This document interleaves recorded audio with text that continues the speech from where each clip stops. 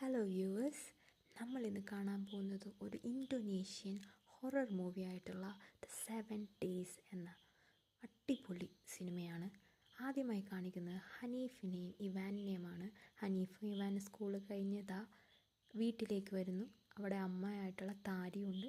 താരിയുടെ കൂടെ താരിയുടെ അനിയനായിട്ടുള്ള ഖാദറുമുണ്ട്. ഖാദറിനെ കണ്ടപ്പോൾ തന്നെ ഇവിടെ പൈസയൊന്നുമില്ല, പണ്ടത്തെ പോലെ പൈസ തരാൻ എൻ്റെ കയ്യിൽ ഇനി ഇല്ല എന്ന് പറയുന്നു.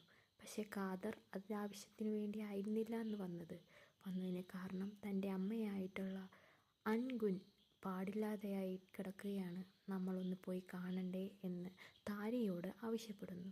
എന്നാൽ താരി അത് കൂട്ടാക്കുന്നില്ല. കാരണം അവരെ പിരിഞ്ഞ് നിൽക്കുകയായിരുന്നു അൻഗുൻ.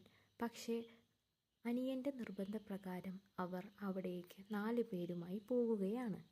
വഴിക്ക് വെച്ച് ഖാദറിന് പൈസ കൊടുക്കാനുള്ളവർ ഭീഷണിയുടെ സംസാരമുള്ള മെസ്സേജുകൾ അയക്കുന്നുണ്ടായിരുന്നു. അങ്ങനെ അവർ നാട്ടിലെത്തുകയും അവിടെ വെച്ച് ഇവാൻ പറയുകയാണ്, എന്ത് വലിയ വീടാണ് അമ്മുമ്മയ്ക്ക്,